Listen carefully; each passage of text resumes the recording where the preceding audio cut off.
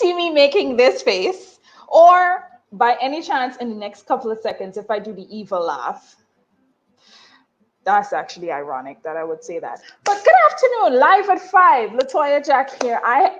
You guys know me by now. Once this start happening, I am excited about who I have as my guest and the conversation I'm about to have. You hear the light jazz in the background. We are about to take it slow. I am trying to calm my own nerves because I really do have some really interesting questions to ask. I've been following Dr. Nadine College for just about 3 months now. It has been my absolute pleasure to see the work that she is doing. And I think for the time that we're in and the season that we're in, the message that she shares is actually the kind of message that we need in this moment. Ladies and gentlemen, I think the music just paused so that I can welcome Dr. Nadine Collins. Thank you so much, Latoya. It's a blessing to be here with you. I see you have your little. Good afternoon, Dr. Collins. How are you? How have you been? How has your day been? I am great. My day has been a treadmill or train. I've just been going from session to session with clients and meetings, rushing to cook 30 minutes and then rush back here so I can meet with you. So, yeah. Thank you so much. I mean, it's a pleasure to have you finally on. First of all, it took me a while to build up the courage to actually even ask you to be on here. But I also think there is so much value in the conversation that we're about to have. And we need good conversations right now, man. We really do. And so for those of us looking on, I'm excited because I know what you do, right? But the people who are on here and who will be on here, let us know what you do. What does Dr. Nadine Collins do? So that is a beautiful question, tricky question in a sense, but let me wrap it up in just a quick way. So the great part of the work that I do currently is with women. As I work with Christian women specifically, helping them to uncover their true purpose, because a lot of us do not realize that we actually were born and created and destined for a specific purpose, and that purpose actually matters. And the most fulfilling and successful life that we can have is a life that is solely focused on really bringing that purpose to life, delivering that purpose to the world.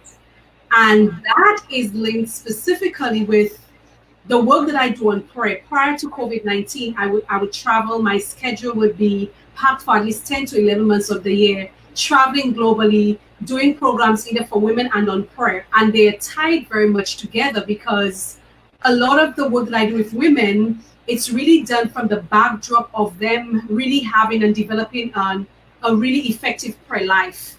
Because the way that they're going to uncover their purpose is from their connection with God, because He created them and designed them. And so He knows the plans that He has for them. And so it's bringing them to that point. Even though we work together in business building programs from that angle, we still do everything from the platform of prayer, because prayer is my business strategy. It is the thing that helps me to be able to help other Christian women, and I want them to be a part in their prayer lives so that they can live a life that is fully aligned with the will of God for them. Absolutely. Listen, when I started to follow you initially, I thought, oh, pretty bright colors. Oh, this is so refreshing to see her page. Guys, if you ever get to see Dr. Collins' page, please go over, follow. The inspiration and it's so genuine and heartfelt in a way that is not imposing on you, and that's one of the things that I really, really love. So Dr. Collins, we are in the season. So I'm going to start my conversation there, and then we're going to work our way back. You said that you would have spent normally 10 months of your year traveling. Tis the season of COVID. we cannot do that as much. So what have you been doing otherwise? I've I been know. traveling. I've been traveling globally via Zoom.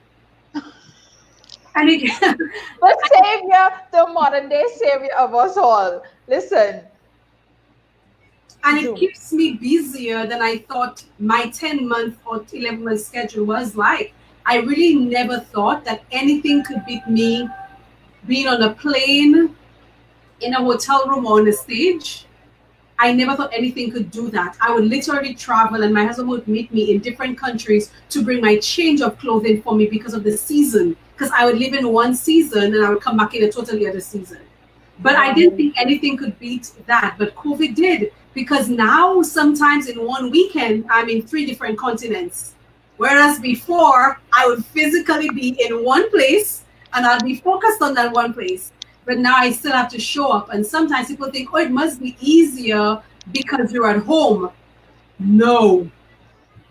Because you're at home, but you still have to get up and get dressed. You still have to prepare a presentation. You still have to show up in the person's time zone, where you're presenting. So it is a lot. And so this season has kept me busy, and it has been a very fulfilling season, I must admit. A very welcoming change of pace in terms of just travel, but not change of pace in terms of the amount of things that I'm doing right now. And so I'm still doing quite a lot.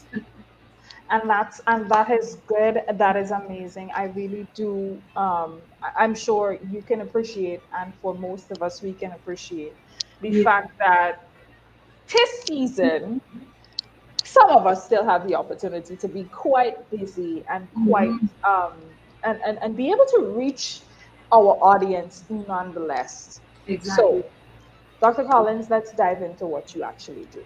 Yes. I speak about reaching your audience, and I speak about Christian women and finding purpose from the angle of prayer and business. Me myself, I usually have to bring myself into these conversations, because usually if I'm reaching out, it has something to do with a question I have that I think other people might have. Okay. So we would have learned very early on, the root of all evil, money. And your face alone, the root of all evil, money. And so you believe that being Christian means not seeking and not wanting. I remember this very clearly from a coaching session I did. I think it was one of the last sessions I did, and it just blew my mind. I was asked, if you want to have shoes or money, if you want to have money, which one are you going to ask for? I'm like, me? I'm going to ask for shoes. I'm going to take those shoes. I'm going to sell those shoes, make the money that I want, right? Because I do not want to ask for money. And I do not want to ever go down that line. Now, how do you think that impacts women, especially Christian women, and the way that we do our business on a day-to-day basis? That's a really, really beautiful question. I pray that I have all of the inspiration that I usually have and the passion I usually have when I actually speak about this. The thing is, let's talk about the fact that a lot of us women should be business owners that we're not in the first place, because we have a bad relationship with money. Because we grew up hearing that money is the root of all evil. But the Bible actually says the love of money, not the money, but the love of it, right? So I think that we can start with the fact that many of us, or more of us, should actually be business owners. More of us women should be business owners. More of us women should have actually been very wealthy, and we're not, because we have a very bad relationship with money.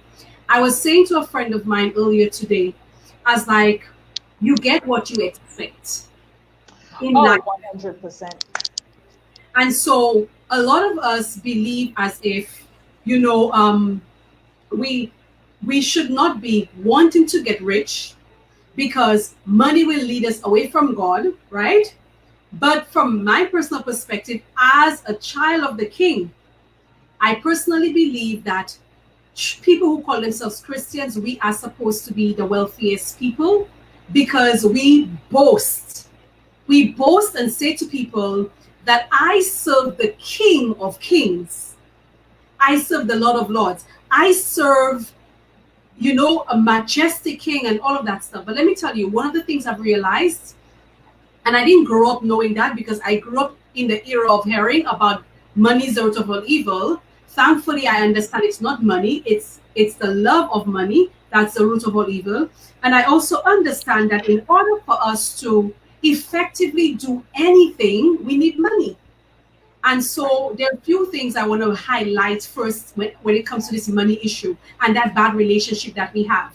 If we have a bad relationship with money, money will always run away from us, because it knows that it is unwanted. Okay? You don't want me, I'm going to go to the people who desire me.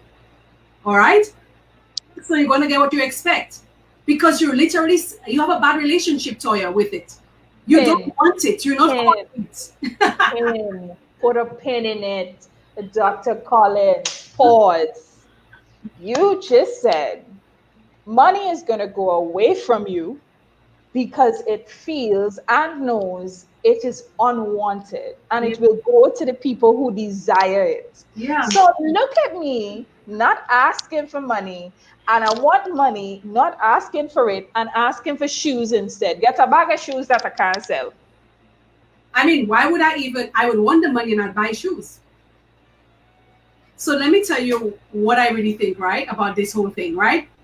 I think personally, and like I said, this is something that I think it's God who revealed it to me, because I didn't grow up learning that. I've never had anybody really tell me, but I understand a few things as Christians. Number one, if I'm a child of the King, and that's why when I speak to women, when I do retreats, when I speak in any platform, including online, anywhere, I tell women, when you step out of your house, you always need to look good.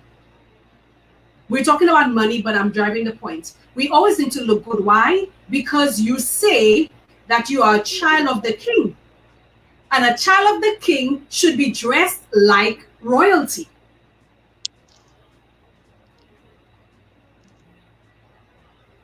You're representing kingdom, not you. And so you need to look the part. Because if you're telling me that your father is a king, and I see you looking like a pauper, and I see you struggling, you have nothing, then I don't want to know what kind of father you have, because your father cannot be a king owning a cattle upon 1,000 hills and you're struggling. That doesn't make sense. It's a bad image on God. It doesn't sell him well. It doesn't portray a king who's actually, looking out for his offsprings. And so I believe as Christians, we are very irresponsible in using the name of God as King of Kings and not recognizing that our lifestyle and our standard of living and the way that we carry ourselves tell a lot about our Father, who we're saying is a king. And that brings us to the money thing. Because what I have seen is, and it hurts my heart sometimes, when I would travel to a lot of churches and I would see them struggling to pay the bills. And I'm like, how could you be serving the King of Kings and you don't have money? And that's because we have a bad relationship. We've been bad talking money for so long that it runs from us. Yeah. And so I was doing a women's program 2 Saturdays ago, and we had a really amazing time. It was prayer, purpose, and a plan. And at the end, we had question and answers, right? And so this lady very passionately was saying to me, because I was encouraging them during this crisis to recognize that God is not in a crisis, right? That He is not. Is not in a pandemic. And he is not. Ever. But I think a lot of times, because we're in a crisis, we tend not to see God outside of our box. And so because the world is in a pandemic, we're thinking that God is short on resources. And so now is the time for me to hold everything that I have because the world is in crisis. But God is not in a crisis. He's not lacking in resources, right? And so the same God that I served before COVID-19, who was able to provide and prosper me, is the same God I'm serving right now, because he's not affected by COVID-19. And so I was sharing that with the ladies because I want them to realize that just like Isaac in the Bible times, when the Bible says there was a famine, one of the worst famines of his time, there was a famine and everybody was running to Egypt. And God told him, stay right here. Stay right here. And people would think, this is crazy. How could everybody be running to Egypt to get food and you're here? But the Bible tells us that Isaac prospered 100 more times than everybody around him in the midst of one of the worst famines of all times. You see me shiver? Listen, I am clicking my finger because, I'm almost near to tears. Wow. Because, wow. All right, so let me just read some comments and while I get myself together. So Nikesi Ruth is saying it's important that we treat our monies right, pack them in order, etc. Absolutely. I really do not like to see people sweeping coins. Like, I'm like, it's disrespectful. Why? Put your money in your wallet properly, because it has energy and it has value. I don't know if that's something that's trivial or not rooted, but that's one. Nikesi also says to look like money to attract money. And then Tria Johnson. Tria, good afternoon, darling. Oh, hey, Tria. Hey. Oh, Tria. Also, Tria. I know Tria. We went to the college. Great. So Tria is saying, welcome to an audience in my land. Now, I had goosebumps a few moments ago because I am absolutely one of those people that see God in my box, in whatever box I'm in.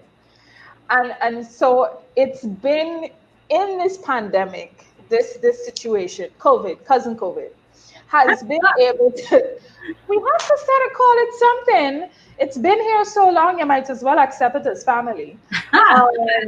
So cousin COVID has really taught me, one, that apart from regular faith, apart from, you have to have discernment.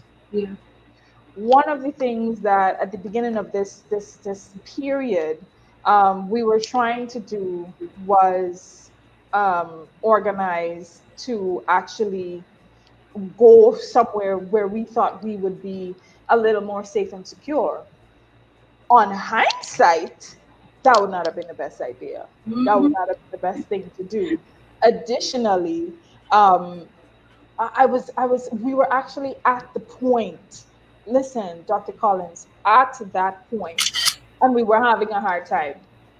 And I got a call from a prayer worker who at the time, she said she saw my number. She was encouraged to call. She called me and prayed with me about Matthew 6:27-29. And I was sitting there, people were talking, and I started crying on the phone. And I was like, it's okay, let's go. We'll be fine. Let's go.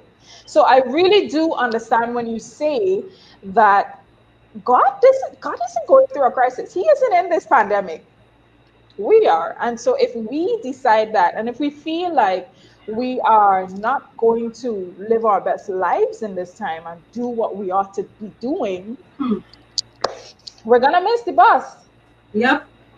So Dr. Collins, I know you talk about purpose and you help Christian women. I think if you haven't gotten some nuggets yet, and you've been here already, then this woman she's going at a 9 minutes.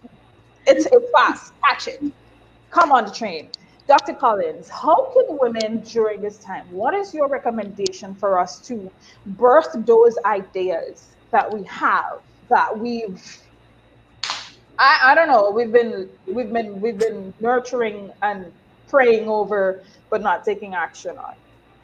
Yeah, I think like I'll approach it from this angle, right? I personally believe that COVID-19, apart from the deaths that we've seen or heard about, and people being affected by these deaths, apart from that, it's a blessing.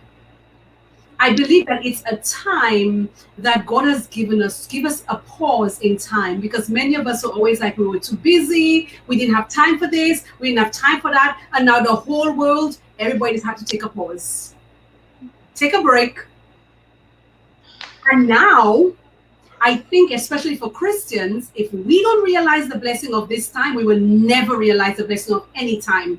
Because now we've been given an opportunity, because many of us had to stay home. Many of us work from home and all kinds of crazy things happening. But now we actually have more time to spend with God. We could wake up a little later, or we could spend a little more time with Him, seeking out our true purpose. This is a time for us to actually rise up. Many of us were just living unintentionally. We were going with the flow. So some of us, we went to college, we got a good job, and that's the flow. Many of us, we were just doing what we got to do. But what this crisis is teaching us, that we must be much more intentional about living, because it could change in a flip second. And so that tells me that all of us need to go into higher gear of living in our true purpose, because life can be gone from you in a flash. We always knew that, but now COVID is showing us it's real. None of us ever thought in our lifetime that we would have been experiencing where the entire world goes on pause. Every border is closed. Nothing is happening. Stores are none of us thought that was going to happen when everybody's just home. We didn't think that time was going to come, and it came. We never imagined it. And so purposeful living will require us now to recognize on the other side of this crisis, but I will actually say for the fearless people, crazy people like me, it's not the other side. Because the only people who are going to survive and really thrive on the other side of COVID are those who are doing it right now. Are those who are actually making a difference right now, making a change right now, being intentional right now. And I've seen it happen. A lot of great success came to me during this COVID crisis, all because I looked at it as a blessing from day one. I thought to myself, if this is how the world is going to be, we need to be able to change gears and switch things. I had an event planned for 17 cities globally, 10 countries, 5 continents. I planned it. I have all of my stuff printed, everything I needed for my Pregnant with Purpose event, right? And when COVID came, I never even looked back for one day. Before that, I immediately shifted gears, because I realized, okay, this is happening. I'm going to just change with it one time. I'm not even going to think about travel for the rest of 2020. And let me see how I can take advantage of this time to do well. And what I've seen is that the women who actually rise up, I have worked with so many clients one-on-one during this crisis and seen them launch businesses that they never had prior to March 2020, that's kicked off and is bringing them great success already. So it's for the women who are intentional and realize that this crisis is a blessing. And if you realize that it's a blessing, then you're going to be attracting the right things to you, the right ideas and everything as you connect with God, for Him to reveal to you what your purpose is for now. But if we're looking at this moment as something that's, like a big interruption of my life because I'm not getting my salary anymore, when you should be thinking, I may not be getting my salary, but this is a time for me to create my income, to create my own business, because now I'm home and all these ideas I had all of these years, I now have the opportunity to work on bringing them to life, to birth my true purpose. But if you begin to look at it in a negative way, you're only attracting consistent negative experiences to your life. But for those who are open and who realize this is an opportunity for me to grow, I have been blessed to work with so many of them. One of my clients in South Africa, she used to run a business on her own, a solopreneur business. We worked together for 12 weeks. We finished a few weeks ago. And she now has a team of 5 people working for her. In South Africa, where the economy is totally crashed, she expanded her business and she's doing and doing and doing. I'm so proud of her. And so I'm saying, I've seen some of my other clients launch their businesses, work on their books, launch their books, do stuff, because they realize that I have been gifted with time. I've been gifted with time during this crisis so that I can now bring my dreams to life. These are the women who are going to be making the major impact on the other side of COVID, because they took charge of the opportunity that they have now for the future.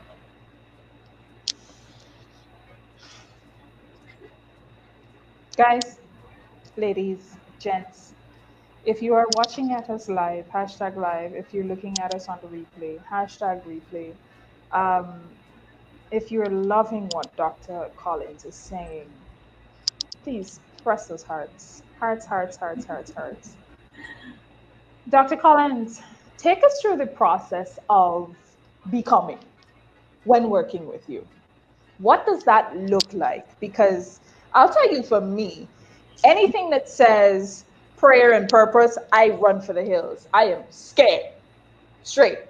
I'm not even going to sit here and pretend.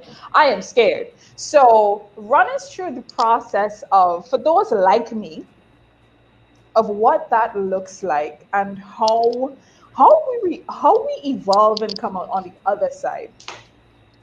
Yeah. So the thing is, if we're Christians, many of us would probably grow up, not all of us, but many of us would have probably grown up in churches where we were told it is important to pray. We were told it is important to talk to God. But one of the things that we were not taught was the how. How? So what we did learn was the mechanics of it in terms of what it looks like, the form of it. You know how the Bible talks about our Father who art in heaven, hallowed be in heaven. And we pray that over and over, or Psalms 23.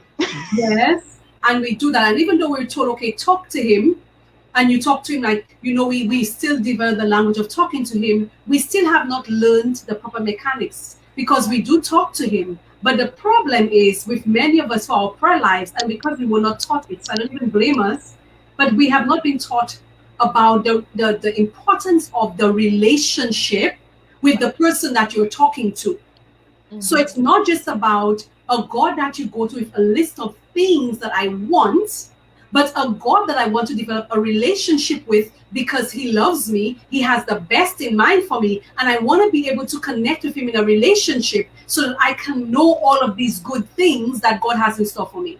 But Dr. Collins, also, there's the part that from church life, they teach you about the God of fear, like sin, shame. And so it's almost as if it becomes like coming to God is almost not so much out of reverence, mm-hmm. where you understand his power, you understand, well, I'm saying his, for those of you who don't believe it's a her, please forgive me. You understand that Almighty, but you never are taught of the God that's loving and caring. Well, at least for me, our church tells you sin and damnation, hell, fire on your spirits and your souls, all your bones. And that's what they preach. So how then does your program help us to, one, learn the how of prayer, but then also enter into this relationship that you're talking about? Yeah. So the thing is, I actually, a few years ago, I think it was in 2018, I launched a program called the Certified Prayer Counselor class. It's literally the only class that exists online that actually walks people through building that relationship, being able to understand why they get no responses when they pray, how they can position themselves to get yes responses. And this is not gimmicks and tricks, and this is not repetitions of nothing, but simply starting from the foundation of building a relationship. So one of the things I'll put in here is the fact that the reason why many of us are so discouraged in developing a relationship with God is because we were not taught how to pray effectively. And so we go to him and we ask him things, and when we don't get these things, we end up hating him or thinking like he's not hearing us, he's not really working. And so one of the fundamental teachings in this developing that effective prayer life is first understanding that prayer is a two-way conversation, because you are developing a relationship with God. And so, yes, you talk to him and he's excited to talk to you, But you also need to spend time listening, because if you think about how you develop relationships with people right now, if one person is doing all the talking in the relationship, the other person doesn't feel good and they don't get an opportunity to share something that might be useful to you. And so one of the fundamental principles I teach people about prayer is the idea that it is a two-way conversation, and it's not just us going to speak to him. And so while God is so excited to hear from us, because in Isaiah 65:24, he says, even before you call, I will answer. And while you are yet speaking, I will go in and answer your prayers. But there are so many other stories in the Bible that demonstrates the importance of us knowing what it's like to hear God, or to hear God speak, because he has directives to give. Okay, he has things that he wants to tell us, that if we're the only ones talking in that relationship, we're missing out on a lot, because there's so many things he wants to say to us. Speak truth. It hurts. It hurts. It really does. The revelation hurts, but I really do believe that apart from the sting of knowing, you missed that. Really, you did miss that. It's the pleasure of also knowing, but now you can fix it. Yes, exactly. The conversation. The thing is, it's never too late to build a relationship with God. And the reason why we want that two-way conversation is because prayer is the way we communicate with God. Mm-hmm. That's the reason why we need to listen, we need to speak. And so the problem many of us have now when that revelation comes is, how do I know when he's speaking, or if he's speaking? How do I not know it's me? Exactly. And the crazy thoughts. Exactly. And that the way that we would know his voice is by us having frequent conversations with him. It's the same way if you and I exchange numbers and we didn't have caller ID and we're talking and you call me and you tell me whatever. If we keep talking and we talk for a long time as friends over a period of time, I could call you on a bad line, no caller ID, nothing, and you'll still know it's me. And so in order for us to know that voice, we need to have frequent communication with him, not just us talking, but us spending time listening. And might I say, he may not always speak audibly to us because we have different love languages. And we have a special love language with him. There is a way that he reveals himself to you. And so I cannot judge you and say, oh, you must hear God speak audibly, because he could speak to you when you're reading, when you listen to a sermon, listen to a song, while you're driving, while you're in the garden. He is speaking all the time. The problem is, am I tuned in to hear him? To my language. Are you in the flow? Are you in the flow? Dr. Collins, this conversation is doing much more than I expected. And I expected a lot. But I don't think I could have. I think I'm going to watch this again. I really do think I need to watch this again. Guys, ladies, I'm seeing the hearts. I'm seeing the love being shared on the feed. If you have any questions for Dr. Collins, I've had my questions answered over. I mean, I've had questions answered I didn't even ask. But maybe that's the love language that I have. I guess I need to now sit and figure it out. But if you have any questions for Dr. Collins, please leave it in the comments. If you've gained any value, if there's anything that you want to share. I mean, I'm seeing Donna Howell. She is watching. Rhonda Roberts is saying this is awesome. And Donna, of course, is agreeing and shouting an amen. Listen, it is... Oh, Dr. Collins, we will continue our conversation offline, but I must say, this has been phenomenal. Can you speak to the newcomers, the women who are still on the fence, those of us who, although it's COVID, we have our box and we have our blinders on, and all we see is pandemic and chaos? Speak to those ladies for me. Tell them about how they can get on this side and enjoy the abundance of their Father. What I would say to my sisters out there is that you were designed by God even before you were born for a great purpose. In Jeremiah 1:5, he says, even before you were conceived, before you were in your mother's womb, I knew you and I appointed you. I had a special plan for you. In Jeremiah 29:11, he says, I know the plans that I have for you, and these plans are to prosper you and not to harm you, to give you great hope in the future, to give you a great expected end. So God has an amazing plan for every single one of his daughters. It's us now beginning to believe that we were not brought into the world by chance, but we were brought in here by design, regardless of how we came, and also recognizing that God wants to reveal to you what that purpose is, because he wants you to experience what it is like to be working with him so that you can have your impact in the world. You are not here by chance. You are here to do something amazing that nobody else can do. And the person who could reveal to you what that amazing thing is, it's God. And that's why at the foundation of all the work I do with women, whether it's in one-on-one coaching or in my other coaching programs online, in the prayer class, is for them to realize that they need to connect with God. I love it when my clients reach the point of saying, I want prayer to be my business strategy too. Because that's what I tell them my business strategy is, prayer. And so for God's daughters out there, he has an amazing plan for you. And this is your time to tap into it. It's your time to tap into God, to find what that purpose is, and to create a successful and impactful life around it. Because he is not affected by COVID-19. He has not run out of any ideas or resources. His plans for your life has not changed because of COVID-19. In fact, this is the opportunity for you to begin to birth these plans that God brought you into the world for, because now you have the time to actually work on it. You have the time to spend quality time with him, seeking out that purpose. So I would say to you, this is your time. This is the greatest moment of your life. There's probably never going to be another global pandemic in your time. And even if there is, it's an opportunity right now for you to begin to say, if I had to die, I need to die knowing that I fulfilled what I was brought here to do. Because I think the worst thing that can happen to you, to me, to any woman, is for us to exit this life not doing what we were meant to do, that God had already appointed us to do from Jeremiah 1:5. So this is the best time of your life to do what you've been called to do.